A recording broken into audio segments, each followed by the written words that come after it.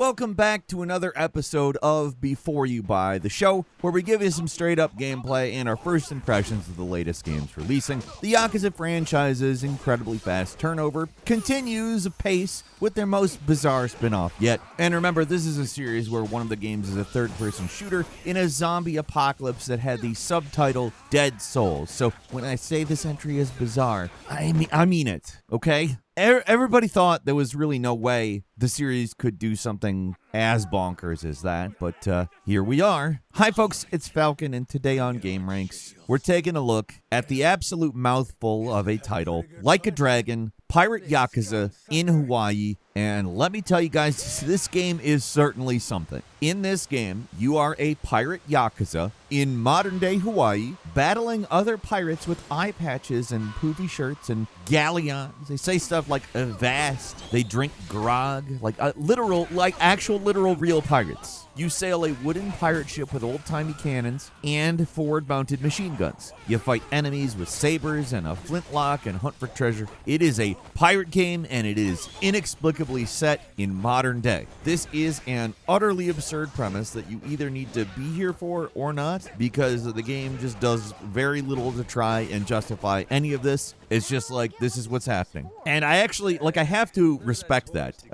Even in the wackier world of Infinite Wealth, where Hawaii is inhabited by all manner of freaks and weirdos, this game pushes the credibility of the Yakuza world to its breaking point and then keeps pushing. We go into cuckoo crazy banana land, and I am not joking. It's a premise you are either here for or you're not, and like I said, I gotta respect it, because at least the game is upfront about it. If you see the title, Pirate Yakuza in Hawaii, and think that's the stupidest thing you've ever heard, then the game is probably not gonna be for you. It's probably the stupidest thing you've ever heard of. But if, on the other hand, you see that title and your response is hell yeah, then you are gonna have a good time here. Actually, even if you're in the first category and you start off as a hater, I'm not going to lie, it could win you over. It is so delightfully what it is that it is hard not to embrace the oddball charms. Like I said, for the third time, probably not the last, I have to respect it.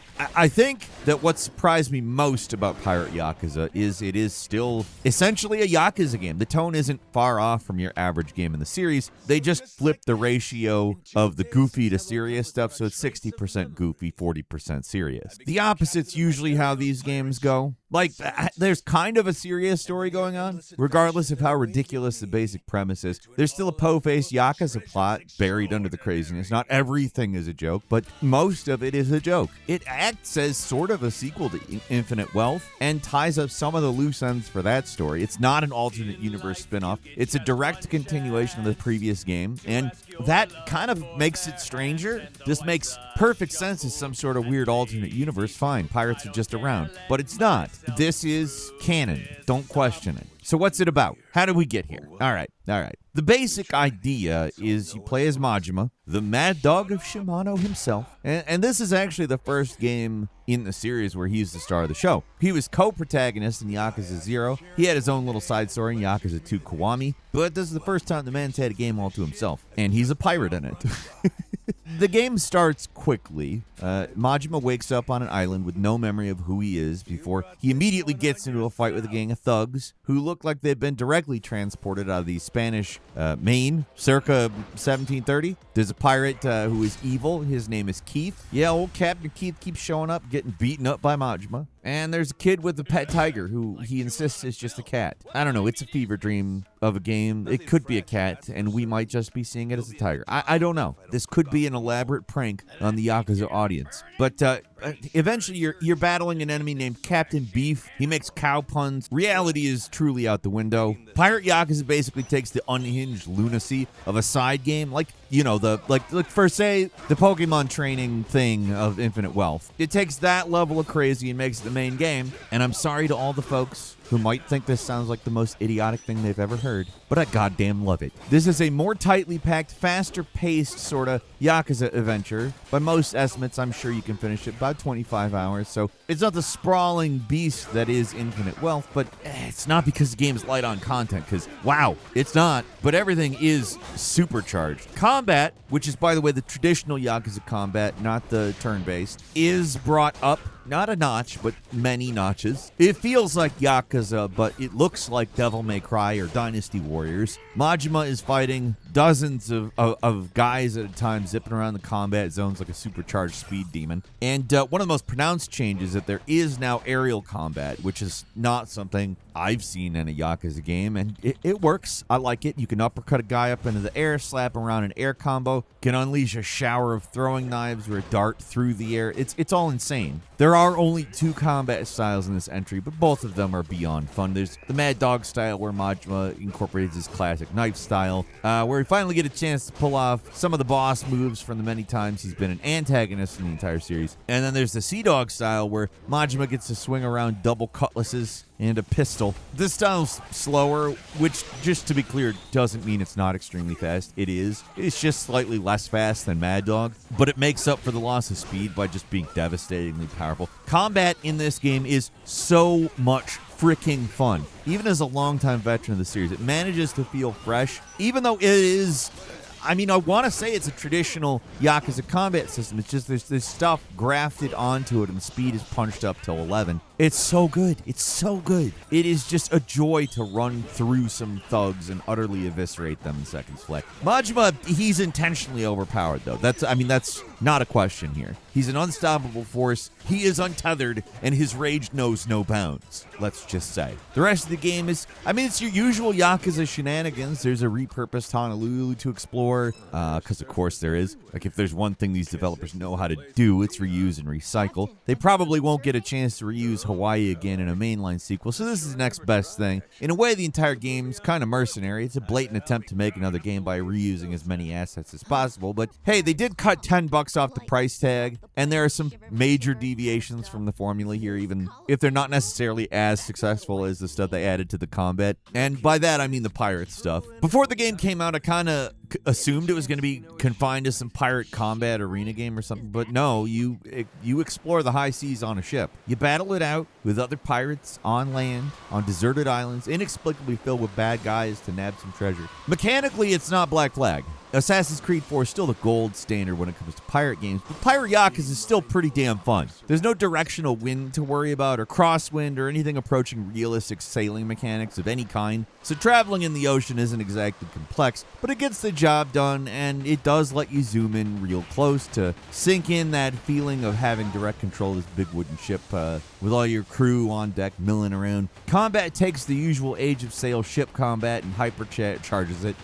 That's what you should expect from this game. Battles with enemy ships are usually over in a few seconds. You pelt them with machine gun fire and cannonballs. There's some positioning involved that is fun, but the ship-to-ship combat's pretty shallow. Not terrible. Only real innovation here is that sometimes your crew can get knocked out, and sometimes you need to take your hands off the wheel and run around the deck middle of combat to revive your guys. You get a few extra tools while not in command of the ship, like a smoke screen you can turn your ship invisible with for a few seconds, and also a rocket launcher, which is a pretty effective tool for taking on enemy ships.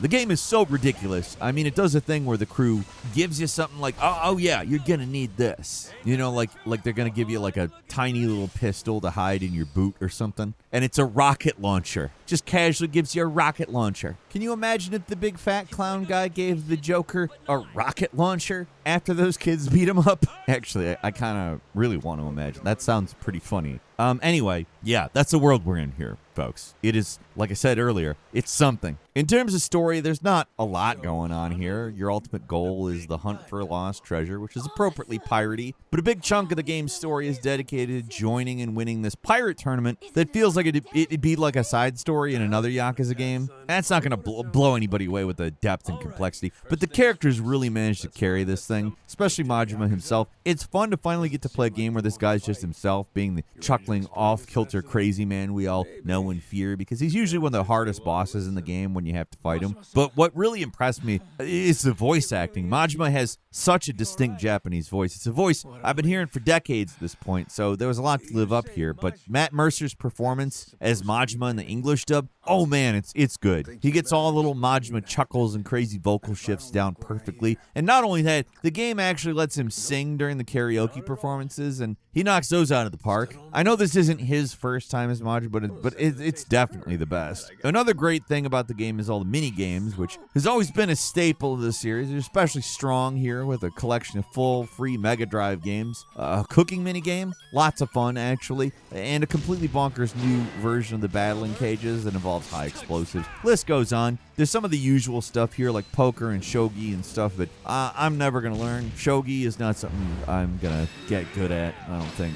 at this point. If you do like the traditional games, though, they're still here. I'm just having a lot of fun with all the little mini games, I'll say that. It helps that they're actually fun to play and don't overstay their welcome. Everything else is pretty much what you would expect from a Yakuza game. Even with the crazy baseline premise, it does eventually settle into the more mundane aspects of these games, where you're just running around a regular old city, hashing things out with various slightly cartoonish side characters. There's parts of the games you might forget that it's a pirate game, which is super weird once you get back to the pirate game. And because it's not like a huge open world, it's not like a huge sea to explore or anything like that. Every exploration map's fairly small and self-contained, and honestly, they don't look great. The islands feel kind of randomly thrown around. Honolulu, just a bunch of skyscrapers on a skybox. Some of the stuff just doesn't look great, feels a little slapdash, and we've come to expect a little more from the studio. The pirate haven of Madlantis is appropriately seedy, though. It's a ridiculous new location. It's pretty small, and Honolulu is still pretty big. It's got all the side quests and activities to get to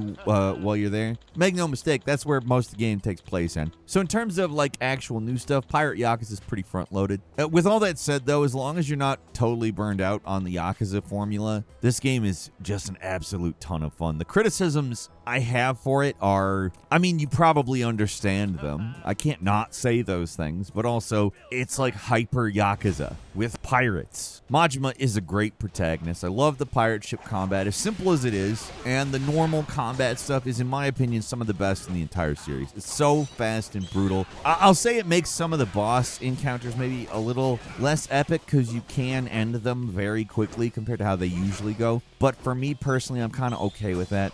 I get the Yakuza boss fight at this point. The super twitchy, high-speed fighting is a little different for the series, but I'm all for it. I also love the bizarre premise. You get past the pirate set dressing, and this is a solid new entry in the series. Not revolutionary, but it does enough to mix up the formula that it keeps the game from feeling stale, and the shorter length means it stays fun throughout. It doesn't wear out its welcome. It's probably a B-tier Yakuza game, sure. It's kind of a space filler until we get the next big mainline entry, but for a side game, they managed to shake things up in a fun and interesting way. I mean, it starts with a whole song and dance number. There's a part where Majima has a heart-to-heart with a chicken. The game is ridiculous, and it knows it, and that's great. I'm not gonna lie, the pirate ship sailing stuff, it's a little undercooked, but they don't overdo it. It doesn't dominate the experience, and in the context of that, it works. Like, at its core, Pirate Yakuza is mostly more Yakuza, but it does enough new and different to make it feel fresh. It's certainly not the absolute best game in the franchise or anything, but it's not trying to be that. It's just unabashedly a game. It's dumb, it's ridiculous, and it's so much fun. And I love that I can summarize a new game up in 2025 with that.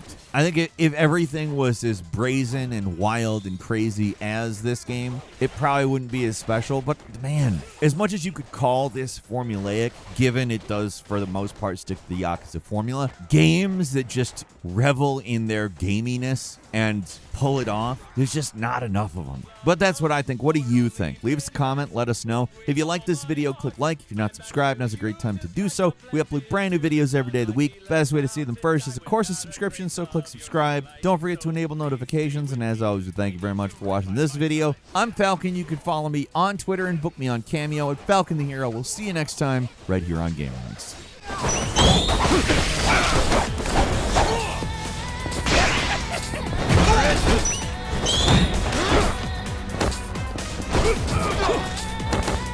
Can't wait for this face.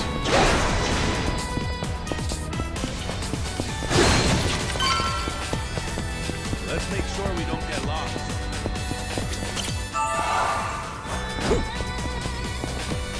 Come on. Beautiful.